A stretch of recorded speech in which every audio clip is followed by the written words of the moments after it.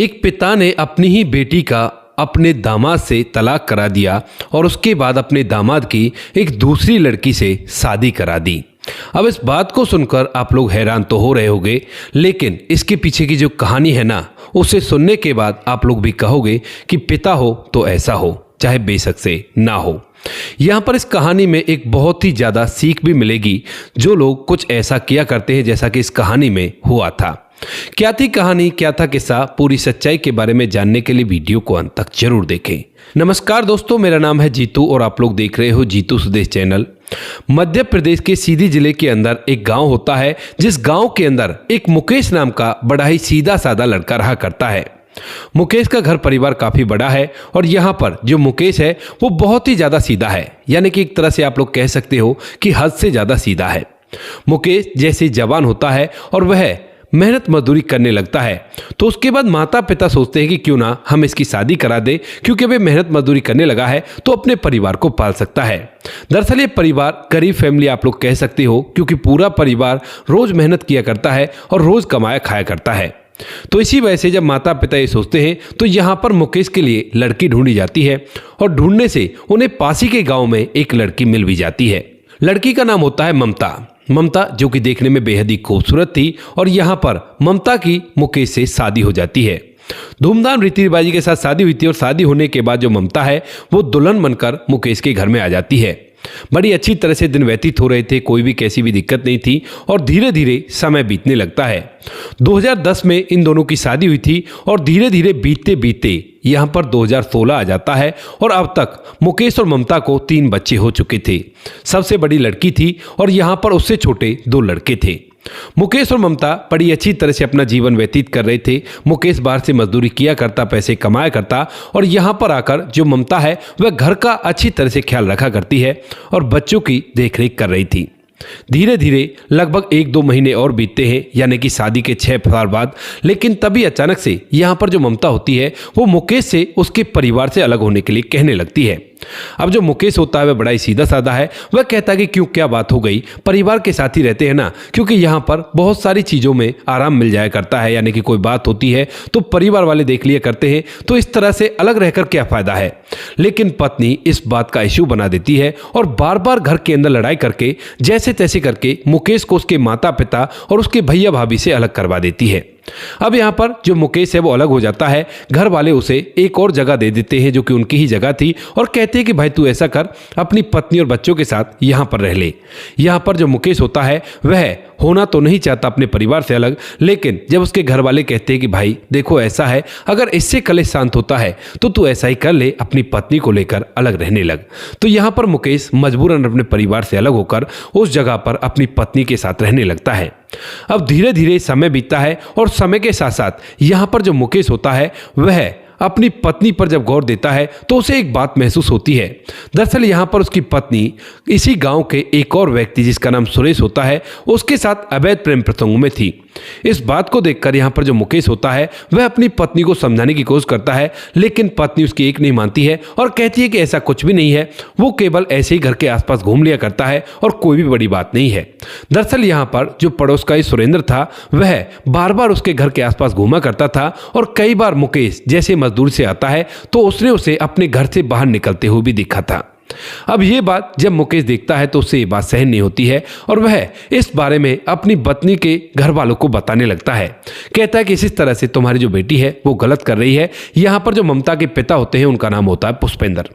अब जो पुष्पेंद्र थे वो बड़े इज्जतदार व्यक्ति थे और वह इस बात को सुनकर बिल्कुल सिरे से खारिज कर देते हैं। कहते हैं कि हमारी बेटी ऐसा कर ही नहीं सकती।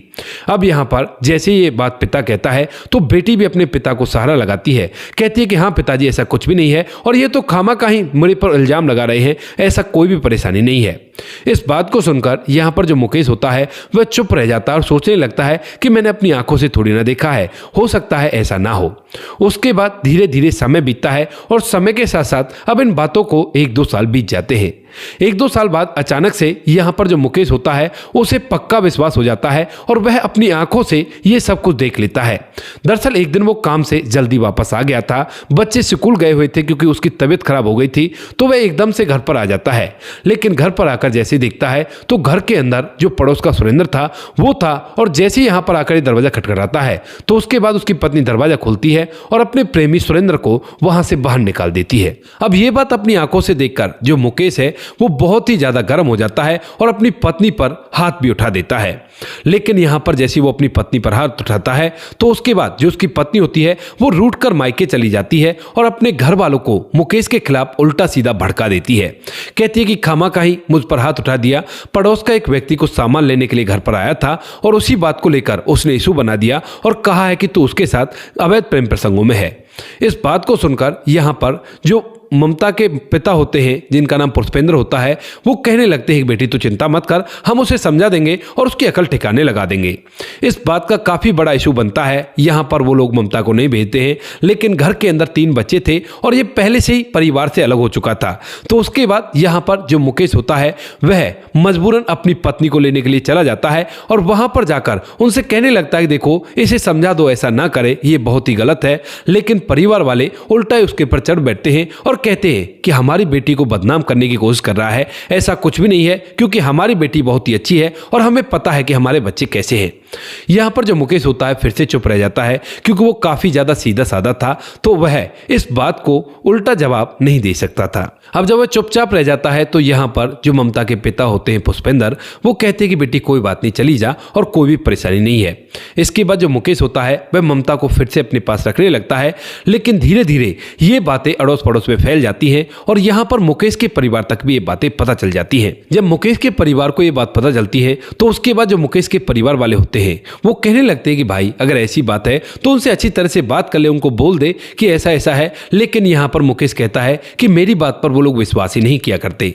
तो यहां पर जो परिवार वाले होते हैं वो कहते हैं कि ठीक है, अगर ऐसी बात है तो हम लोग तुम्हारे घर की देखरेख करेंगे और वो जब भी यहां पर आएगा उसके बाद हम उसे यहां से भगा देंगे। ऐसा कहकर वो लोग इस बात के लिए तैयार हो जाते हैं और उसके बाद ऐसा ही होता है दोस्तों। जो मुकेश का परिवार वाले होते हैं वो मुकेश को अच्छी तरह से जानते पहचानते हैं कि बहुत ही सीधा है और बहुत ही अच्छा है, तो इसी वजह से वह उसकी मदद करते हैं और उसके घर पर पूरे दिन भर निगाह रखा करते हैं। जब भी कभी दिन के समय में जो सुरेंद्र नाम का लड़का होता है वह कभी भी उनके घर के आसपास आता है तो अचानक से वो लोग वहां पर आ जाते हैं और उसे धमका कर वहां से भेज देते हैं। कहते हैं कि अगर यहां पर आया तो फिर देख लेना तेरे साथ क्या होता है।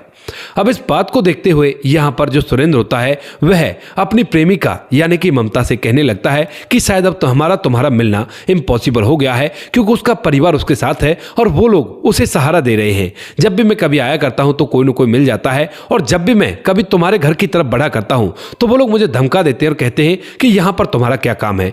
दरअसल वो जो घर था वो एक बंद गली के अंदर था और उस गली के अंदर सुरेंद्र का कुछ भी नहीं था। तो यहां पर ममता कहती है कि कोई बात नहीं, तुम बहाना लगा दिया करो कि मैं ममता के किसी काम के लिए आ रहा हूं और इस तरह से आ जाया करो। लेकिन यहां पर जब वह बहाना लगाकर घर के अंदर जाने की कोशिश करता है तो वो लोग मना कर देते हैं, कहते हैं कि नहीं, ऐसी कोई जरूरत नहीं है और इस गली के अंदर पाम रखने की भी जरूरत नहीं है। अब इस बात को देखकर यहां पर जो ममता होती है वो सोचने लगती है कि अब तो हमारा मेल मिलाप हो ही नहीं पाएगा, और इसी वजह से यहां पर जो ममता होती है वो कुछ उल जलूल हरकतें करने लगती है। दरअसल वो ऐसा दिखाना चाहती थी कि उसको भूत आया करते हैं और उसे पता था कि उसका पति तो मेहनत मजदूरी किया करता है क्योंकि घर को चलाना है, और उसके बाद वो कहेगा कि कोई और तुम्हें दिखा लाएगा तो उसके बाद मैं सुरेंद्र को बुला लूंगी। लेकिन यहां पर ऐसा नहीं होता है दोस्तों। जब वह इस तरह के ड्रामा करने लगती है घर के अंदर तो उसके बाद मुकेश पूछता है कि क्या हुआ, तो वो कहती है कि लगता है कोई भूत प्रेत का चक्कर है। तो यहां पर जो मुकेश होता है वो कहता है कि चलो मैं खुद तुम्हें दिखाने के लिए चलता हूं। तो उसके बाद यहां पर ममता काफी जगह पर उसे लेकर घूमती है, और उसके बाद जब वह कमाने के लिए चला जाता है दिन के समय में तो यहां पर वह घर से निकल जाया करती है। घर से निकलकर वह बाहर जाकर सुरेंद्र के साथ मिला करती है, जबकि जो सुरेंद्र होता है उसकी भी आज से 15 साल पहले शादी हो चुकी चुकी है, लेकिन वो एक चालाक किस्म का व्यक्ति है और अच्छी तरह से बन ठन कर रहा करता है। तो इसी वजह से ममता को शायद सुरेंद्र अच्छा लगने लगता है। यहाँ पर यह बात फिर से उसे पता चल जाती है क्योंकि उसके परिवार वाले उसके घर पर निगाह रख रहे थे, तो वे बता देते हैं कि तुम्हारी पत्नी तो घर से बाहर जाया करती है। तो यहाँ पर मुकेश कहता है कि पूछता हूं मैं, क्या बात है। तो जब वह अपनी पत्नी से पूछता है तो वो कहती है कि दरअसल मुझे ना एक तांत्रिक के बारे में पता चला था और उसके पास ही गई थी, वहां पर उन्होंने मेरे को देखो ये ताबीज दिया है।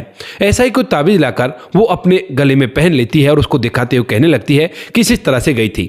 यहाँ पर जो मुकेश होता है वह अपने परिवार वालों से कह देता है कि मेरी पत्नी को ऐसे ऐसे चक्कर हो गया है और उस वजह से वह किसी तांत्रिक के पास गई थी और तांत्रिक ने अकेले उसे बुलाया था। यहाँ पर ये बातें कंफर्म हो जाती हैं, लेकिन परिवार वाले चालाक थे, मुकेश की तरह सीधे साधे नहीं थे और इसी वजह से वो इस बात की तहकीकात निकाल लेते हैं। तहकीकात निकालने के बाद उन लोगों को पता चल जाता है कि मुकेश की जो पत्नी है वो तांत्रिक का बहाना लेकर उसी सुरेंद्र से मिलने के लिए जाया करती है। अब इस बारे में वो दोबारा से मुकेश को बताते हैं और मुकेश फिर से अपने ससुराल वालों को बताता है, लेकिन ससुराल वाले फिर से उसे डांट देते हैं क्योंकि बेटी कह देती है कि इस तरह से परेशान हूं और ये परेशानी हो गई है। तो यहाँ पर वो बेटी की बात पर ध्यान देते हैं और जो पिता पुष्पेंद्र होता है वो उसे धमकी दे देता है, कहता है देख अगर तूने अपना ये ड्रामा बंद नहीं किया तो फिर उसके बाद देख लेना मैं तुम्हारे साथ क्या करता हूं। अब जो मुकेश होता है वह डर जाता है क्योंकि उसके ससुर का अच्छा खासा रुतबा था गांव में और वह सोचने लगता है कि अगर कोई बात हो गई तो फिर क्या होगा। इसी वजह से वह चुपचाप रहने लगता है। और यहाँ पर जो ममता होती है जब ये देखती है कि उसके परिवार वालों ने उसे वहां पर भी जाते हुए देख लिया है और वह किसी दिन उसे रंगे हाथों भी पकड़ सकते हैं, तो इसी वजह से अब वह जाना बंद कर देती है और डरने लगती है इस बात से। लेकिन फिर अचानक से उसे मन होता है अपने प्रेमी से मिलने का और इसी वजह से यहाँ पर जो ममता होती है वह सोचने लगती है कि क्यों ना मुकेश को इस दुनिया से विदा कर दिया जाए। इसी वजह से यहाँ पर वह अपने प्रेमी के साथ मिलती है और मुकेश का एक एक्सीडेंट भी करा देती है, लेकिन खुशकिस्मती से मुकेश को हल्की फुल्की करवटें आती हैं और उसके बाद वह सही सलामत हो जाता है। लेकिन वहां पर वह सुरेंद्र को देख लेता है और उसके बाद उसका पूरा मामला समझ में आ जाता है।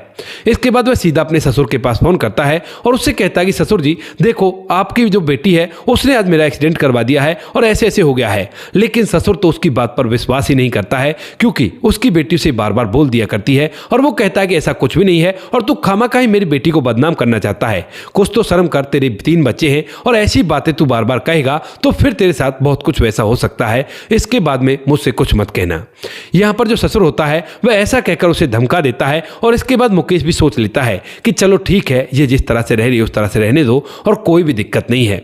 यहाँ पर आज शाम वह अपने घर जाता है और घर जाकर अपनी पत्नी से कहता है कि देखो मुझे ना तुम्हारे बारे में सब कुछ पता है और जब तुम्हें ऐसा करना ही है तो इस तरह के ड्रामे क्यों कर रही हो कि तुम्हें भूत वगैरह आया करते हैं, खामखा पैसा भी वेस्ट हो रहा है और जो तुम्हें करना है तुम करो, मैं तुमसे कुछ भी बोलने वाला नहीं हूं।